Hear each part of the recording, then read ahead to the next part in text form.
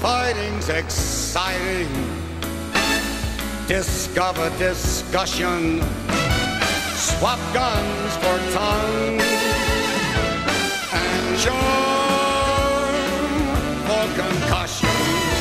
Envelop your foes in one massive kiss. And come to the Saturday night Armistice. Thank you. Thank you very much. Thank you. Thank you. Thanks. Thanks. Now stop. Welcome to the Saturday Night Armistice. It's a sort of pets win prizes during a cull. And fudging hell, what a pimping good show we've got for you tonight. I'll technically be presenting it, though if another presenter is chosen by the end of the programme, he'll have my full support.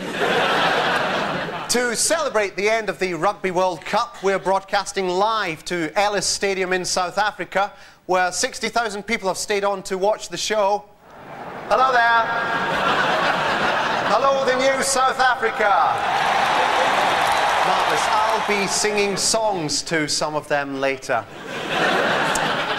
And we'll also be having a good poke round some of the week's more interesting giblets. Giblets like John Major. And there was a surprising reaction from the press to his resignation statement. That is why I'm no longer prepared to tolerate the present situation. In short, it is time to put up or shut up. I've nothing more to say this afternoon. Thank you very much. It was really nice of him to allow us to do that. Elsewhere, Britain went rugby mad while poisonous scrums were washed up on Britain's beaches. In Dorset, one scrum accidentally overturned and was left abandoned in a playing field to die. Despite efforts to try and right itself, the scrum eventually had to be dissolved with salt and hot water.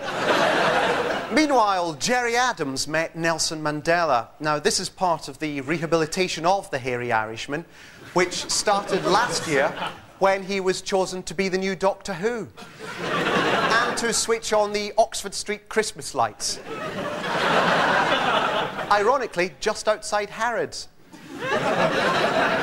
Sinn Féin also revealed their lighter side this week when they launched this, the IRA Joke Book, which includes such classics as My Dog's Got No Nose, then How Does It Sniff Out Explosives, That's Exactly Why It's Now Got No Nose, and Knock Knock, Who's There?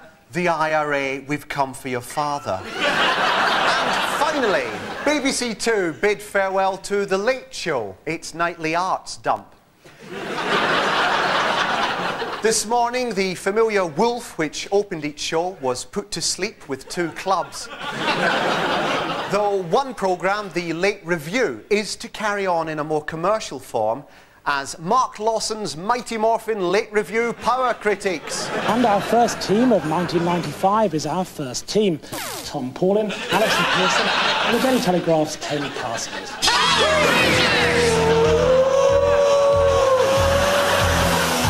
The Late Review critics are still together. Good evening. I think it's a very good novel. I think it's the catching the eye with senile dementia. This is again a novel which is an insult to the dead, an insult to history. What really annoys people is that the rubber shark has come over from New York. Oh dear, Dad, is what you're doing really a fine upset? We're just doodling. It's a 2-book deal. It's a 2-book deal. From all of us, good night. The world is very lucky to have you, and so am I.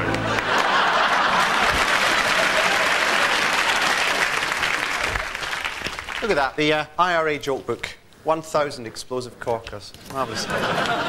Joining me on the Saturday Night Armistice tonight are David Schneider and Peter Bainham. 2 men!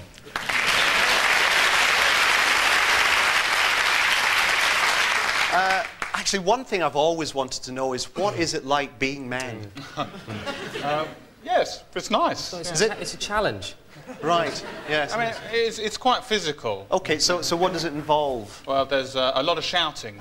Right. There's a lot of hair involved as well. Really? A lot of hair. Oh, well, that's useful to know. Thanks a lot, men.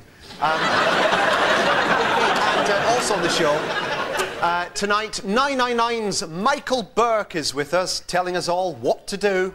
If you'd like to know more about keeping children safe, put unpleasant or even dangerous things in their mouths.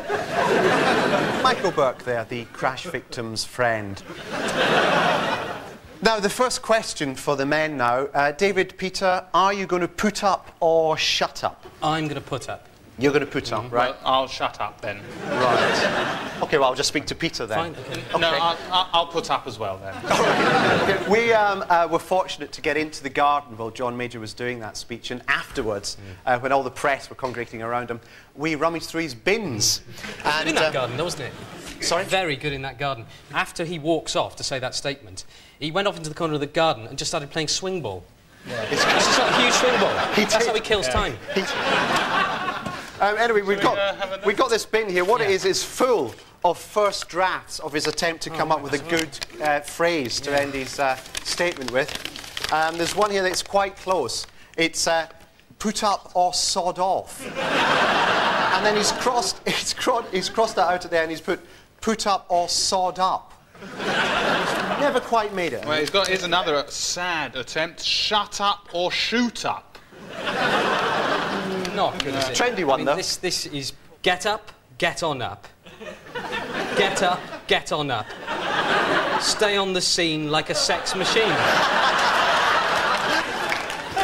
It's rubbish. I have nothing further to say, and then off. Yeah. Very good. But the thing about John Major I've noticed is that he is particularly inadept at picking sort of good phrases. Like, at the end of the local elections in May, he sort of scuttled out of number 10 up to the cameras. And he said something strange. He said, I will always do what the British have always done when their backs are to the wall. I will turn round and start fighting. Now, let's just think about this, right? Right. There's a wall, right? My back is to it. Now if I turn round and start fighting, right? You just get, like, knuckles hanging off and sort of grazed skin and things like that. That's how we built the Channel Tunnel from our end. OK, why do you think he resigned then? What was the final thing that sort of pushed him over the edge? What I heard was that there was a cabinet meeting on Thursday. Right. It was all very, usual cabinet business. But at the end of the cabinet meeting, he sort of said, right, thank you, gentlemen, that's it. And he looked round and he noticed they all had rucksacks and sleeping bags. Right. And he said, where are you going? And they went, nowhere, like that. And it turned out they were all going to Glastonbury. They hadn't invited him. Sod. And the other thing that people say is that Mrs. Thatcher kept embarrassing him. She did. Yeah, I don't know if anyone saw this, but at the last cenotaph, last November, she was standing next to him, and she got out a tissue and licked it, and then wiped his cheek with it. He really hates that. He really... She's not well, is she? The thing I noticed is her hair's the same size. Yes. But her face is now that big.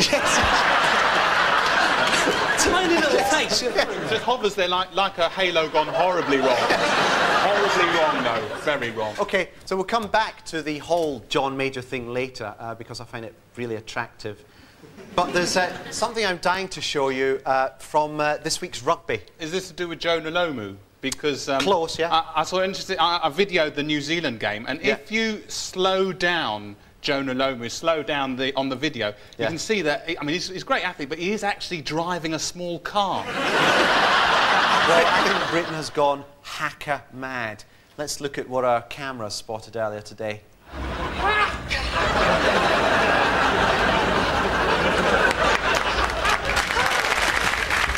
Now then, fans of callous murder will know that the papers have been campaigning to persuade us that paratrooper Lee Clegg didn't kill a female joyrider by shooting her in the back.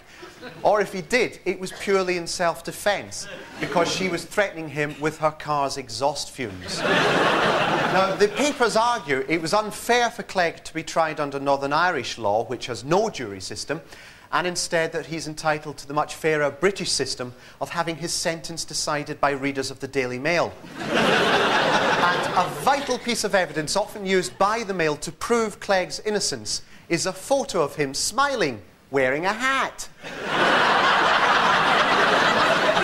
And even the TV news tried to get our sympathy. Here's how the issue was handled by Peter Sisson's best friend. They said the law gave them no alternative. The only way of reducing it to manslaughter would be for Parliament to change the law. But recently, a second campaign for justice has passed out of the supplements, asking us to agitate on behalf of the Brookside 2, even though they're just a couple of actresses paid 3 times a week to look annoyed. And now it looks like Lee Clegg won't be released immediately. To keep all sections of the public happy, Clegg is going to be transferred from his prison cell and spend a month in a soap opera. Castles. The new BBC One series about readers of the Daily Mail looking for things to do. And taking in a paratrooper for a lodger. I've never known anyone as clever as Matthew who can say such stupid things. What's that? Sorry, What's fax. That? It's a fax. I didn't know we had a fax machine. We have to have a fax. We have to have a fax. We have to have a fax. Right, why is that? It's necessary. This is just in case Jonathan Aitken MP accidentally faxes something really embarrassing to us. Yes. Well, by mistake? By mistake, He's not going to do that, though, is he? It's happened. Really? What have we got, then? It's a photocopy of an arse. Jonathan Aitken has photocopied his arse? Yes. And accidentally faxed it to us? Completely accidentally. Well, who's it for, then? It's for Douglas Hood. It says, you can see this at all. Yeah. Dear Douglas, here is the arse you requested. Yours, Jonathan Aitken MP. What does Douglas Hood want with an arse? He's got a lot of time on his hands now, I suppose he has. Right, so what, we're going to keep this fax on all through the show? We're going to leave this on, yeah, just in case Jonathan Aitken accidentally faxes us anything else he doesn't want the world to see again. Right. Let's see how the Saturday night Armistice is going down back over in Ellis Stadium, South Africa. Hello? Hello? Children. Aren't they lovely? Ah. Although once they get to about 12, it's as they get obsessed with painting the words "take that" on their cheeks in Biactol.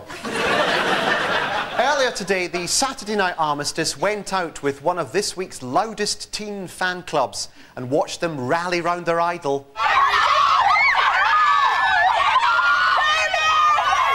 OK, you're this week's little girls. Who are you here to see? Jeremy! Is that Jeremy Hanley? Yes! What, the chairman of the Conservative Party? Yes! Now, you big fan? Yes! We love it.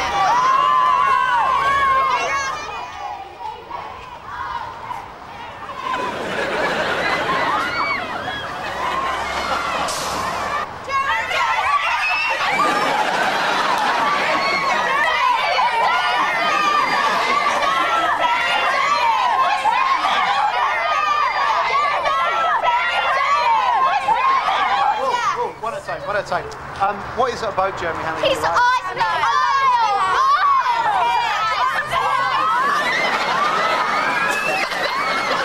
OK, do you know much about him then? What's his parliamentary majority? Oh, 3,869. How old is he? 49! What's his hobbies? Chess! Cricket. Is he married? Yes! I'm jealous. She just wants money.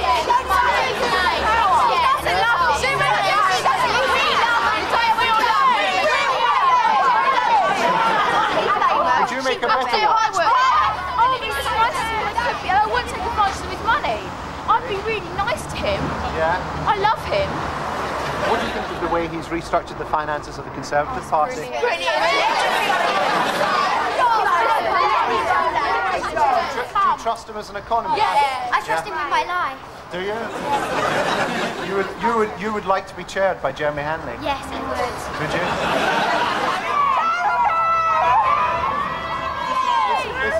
Look, Jeremy Hanley's just run through, right?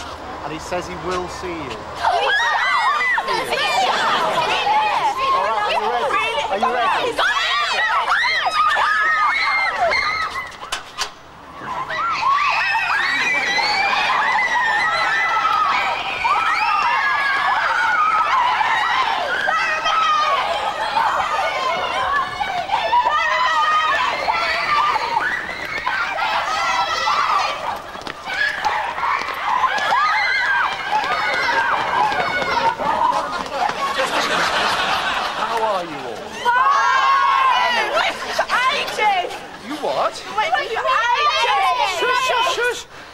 Don't shout. Well,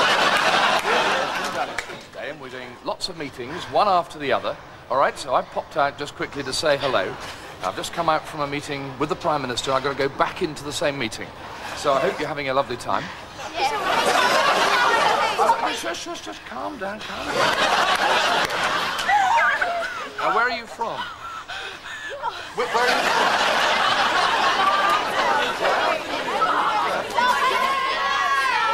Oh, yes, I'm sure. Good to see you all, anyway. Have a lovely day. And get back to school. Oh. Bye, then.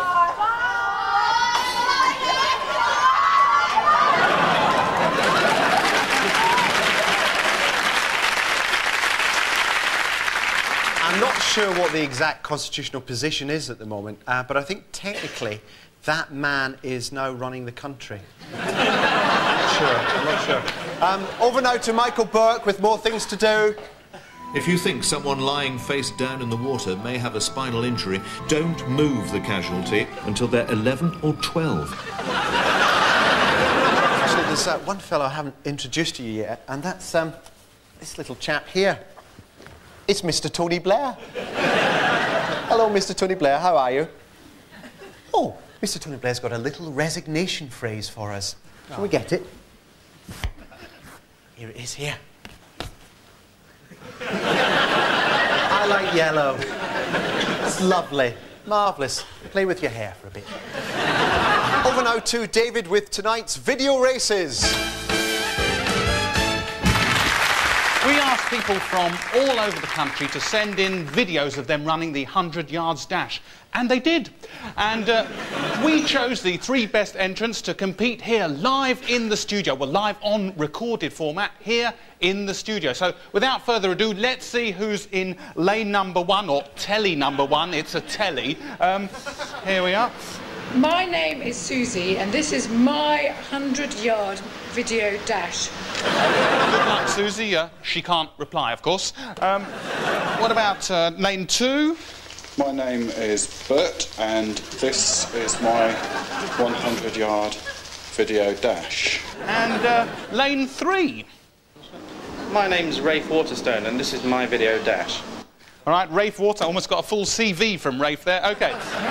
Well, gentlemen, if you'd like to join me over here, choose your champions. I'm going to go for Susie, I think. Right. Which one? Susie Suarez. OK, here we go then. Everyone, fingers on the remote. Choose the one you want to follow. Yes. Cheers for us. Cheers. OK, so stand by, on your marks, get set, go! Go on, Bert! Bert! Use the zoom! Use the zoom, you'll get there quicker!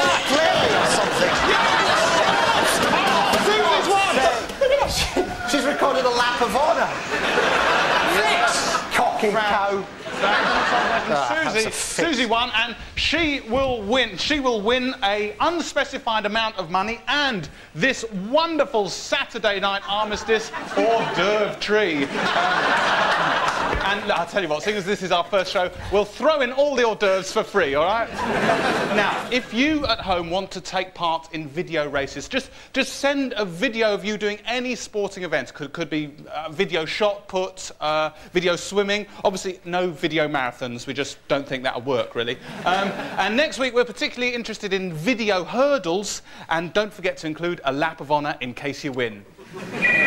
Oh, another fax. Oh, another fax. Sorry. All right, here it is. And who is it from? It's from Jonathan Aitken. Well, stone me. Can you believe it? What a coincidence. Dear Saddam. Yes. Right. Good start. The 400-foot-long flick knife can be picked up at Karachi Airport. Yours, Jonathan Aitken, MP.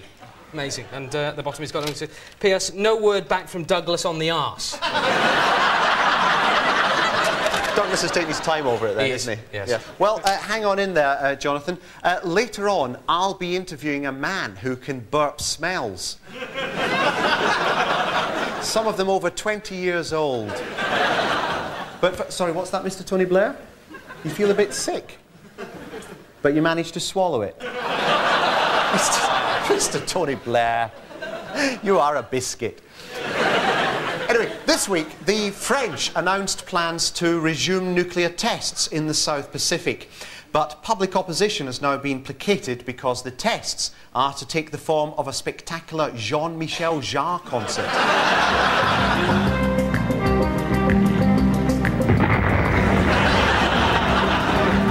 The plan is for a giant nuclear Catherine wheel to go off to oxygen, and up to 14,000 Jean-Michel Jarre fans are expected to perish in the blast. And just a quick look at some of the videos you can buy in the shops now. I don't know if you've seen this one. It's And Finally, a selection of all the funny bits from News at 10 with Trevor McDonald.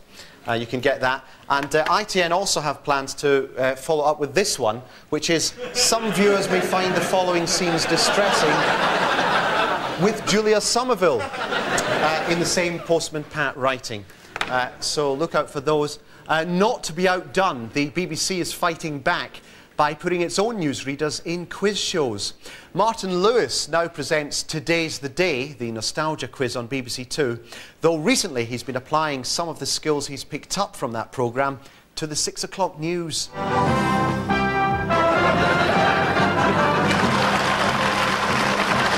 Yes, we're back with a brand new series of Today's the Day. I'm joined now by our economics editor, Peter J. Peter, the last time you appeared on the show, you said you had an ambition to appear as Tinkerbell. No. And joining us now from Westminster is our political editor, Robin Oakley. It's time for our quick-fire round. Who is Orville's ventriloquist minder? A body of around 5,000 councillors nationally. Is correct. Now taking To which animal group do dolphins belong? In the kitty. Correct. And we will, of course, bring you the result of that at around 10:20. Robin, Peter, thanks very much. Moira. From Martin, from me, good evening. Good evening.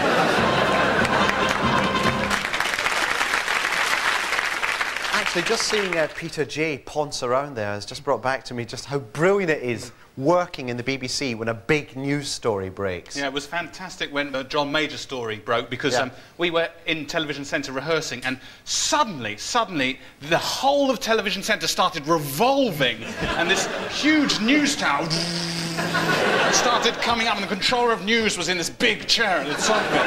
And then, do you remember the siren? Oh, the siren. It was just going, news, news, news. The other one, the massive one, that went, news, news.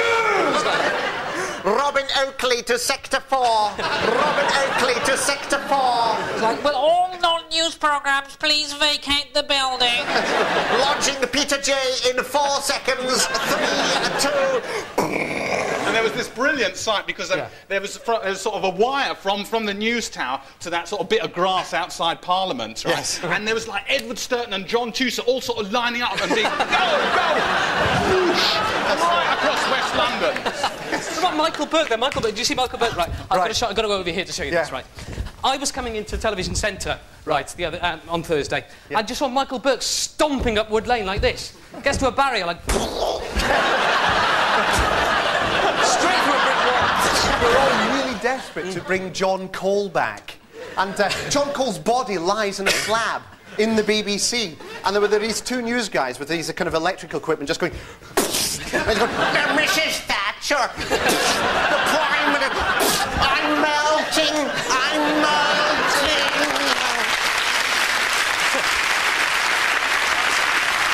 I'd say the only tragic sight, though, I mean, in amongst all this chaos, I was walking past the tea bar on the ground floor, and Nicholas Witchell just sitting on the floor, pissed. Just sitting there, with a big plastic truck, just going like that. Yes. Oh, Peter. Yes. The miniaturised area. OK, yes, sorry. Right. Now, I'm now going to show you something moderately astonishing. Have you ever wondered what the famous get up to when they're just twatting on with their daily lives away from the cameras? Well, here, in our special miniature area here, we've got a little computer which is connected to every security camera in Britain. So why don't we abuse that and see what the stars are up to? Right, so that means we can watch anyone. Absolutely anybody. Great. Pick a celebrity. Right, celebrity. Jerry Adams. That celebrity. OK, then. OK. Let's have a look. Let's see. Hairy terrorists, I think. Yes. Right, Brian Blessed. Right. Got him. Right. Right, now this is the bit, right, this is the bit you always see. Yes. On the news. There he goes down the corridor. Uh-huh. And he walks into another... There he goes, into the toilet. Right, now, we get him up on the security camera in the toilet. Right, there he is. Right. There he is. Now, he doesn't know anybody's watching him, right? OK. OK? Watch this.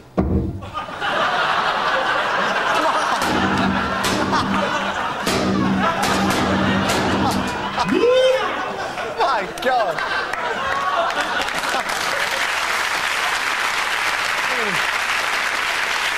And off he goes. What a happy, happy man. Can we play another one? Yeah, and who do you want? Michael Portillo. Michael Portillo. Let's see what Michael Portillo's doing. Let's see what he's up to. Michael Portillo. Yeah? Just put Gits. Gits. Right. Right, there he is. Now. Being a conservative. Right, Never was it more important. He shouldn't press his face up against that glass, should he? And never have I felt more proud to be a conservative. He's very emotional, isn't he? Now do we transfer to... Now we're going to go over to the security camera. Yeah. Right. Comes through the door. Right. There he is.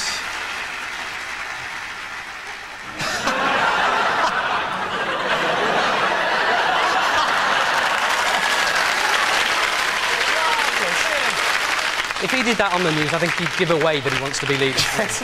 Well, thanks, Peter. Right, well, as the Conservative Party stands naked and bulbous, without a leader, chaos, sleaze and anarchy is taking over. So in an effort to crack down on sleaze, indiscipline and scandal, Sir Marcus Fox has allowed the Conservative whips to carry guns. As from midnight Friday, a shoot-to-kill policy has been operating in Westminster against Conservative MPs, and last night I went out to watch it with 6 big whips in the back of a van. Right, we're in luck. We've just started, we've already got a report coming through. We're on the move. OK, lads, tally-ho! Right. The first call-out is to a big fight round the back of the Commons between 2 MPs disagreeing over Douglas Hurd. I'll get it! She's Labour! Within 2 hours, the whips spot a pair of MPs copulating in a kiosk all over someone's researcher. Right, put those cocks away. In their surveillance area, the whips monitor lobbyists trying to get illicit access to MPs. That's an MP. That's an MP. Yeah. That is a lobbyist for a tractor firm. He's lobbying for changes in the law. What is it? No, I've seen it. No. Yeah. OK, boys, terrace bar, toilets. Our tractor man, go.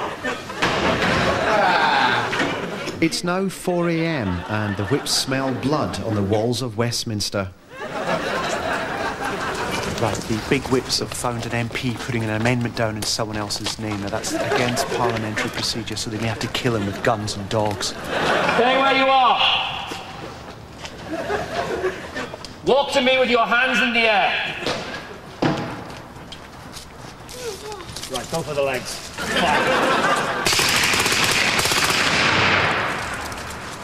Are you going to kill him? Yeah, going to kill him.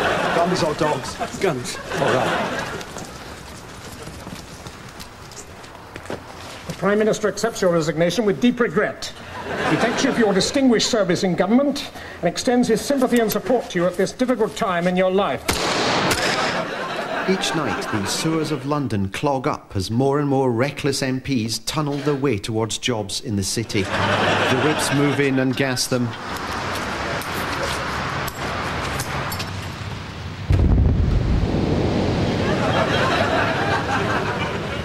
So you can see they're going to gas him out like some big uppity ferret.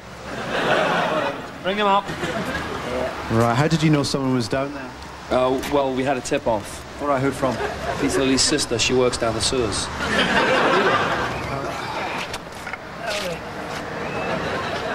Looks like one of the young ones as well.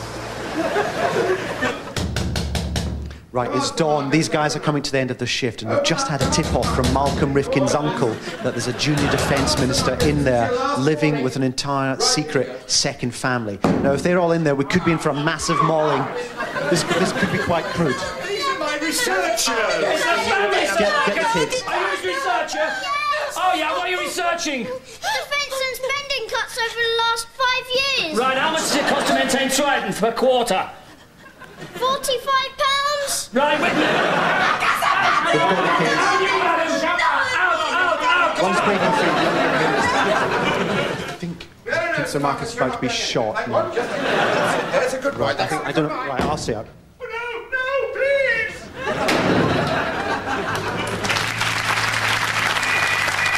Oh, God. It's the facts. Brilliant. Who could that be? Who could it be? It's Jonathan Aitken. Yay! Oh, good old Jonathan. Yeah. What fact does he not want anyone to know now? Oh, God, what's this one? Oh, dear John Major, MP. Yes. Yes. He says, I got an idea for your resignation statement. Yes. This is the one. This is the one. Topol or Bob Todd? So, Michael Burke, please tell us what to do. When buying a cycle helmet, always make sure it's got a safety standard mark inside. If the helmet doesn't have one of these 3 labels, the maximum penalty is death. If you think someone's suffering from carbon monoxide poisoning, act quickly. First, break a bone, and then phone for an ambulance. Always replace your helmet if it's damaged in an accident. Even frozen peas will do. If you spot any of these danger signs, escape through a chimney or flue. One mistake could be fatal. So get your appliances inspected by 300,000 children. The simple rule is don't rub it.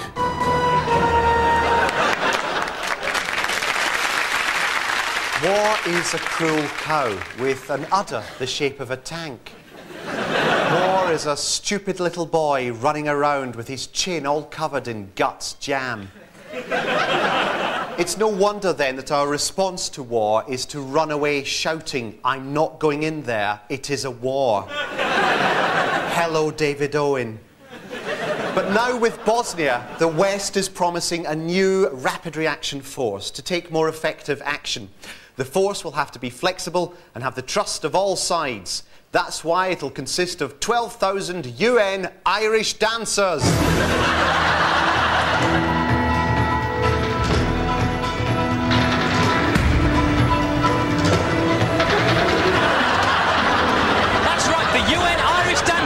Fully trained for the battlefield, ready for action at a moment's notice, and what's most important, the Serbs, the Bosnians, you and me, everybody just loves them. Aren't they marvellous? Guaranteed to bring peace to any conflict. Let's have a look at them in a combat situation.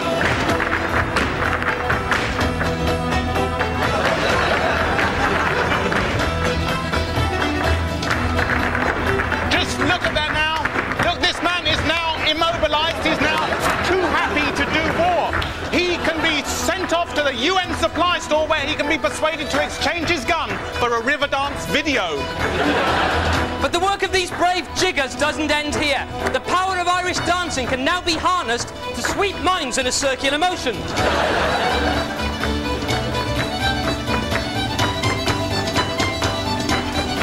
Now, look at this Irish dancer. Look at this Irish dancer who isn't moving, but in fact she is. She's in reconnaissance mode. A stealth Irish dancer whose jigging is invisible to the naked eye and to radar. That's really lovely. Oh no, look, we've lost one. One of them's fallen over. Now this is the only problem with these troops. Irish dancing can continue for up to 25 hours after death. This dancer could go off at any moment, and so has to be defused. This is obviously a very dangerous operation, but if I just try to... Right. Now these bones must now be removed and buried in special fat.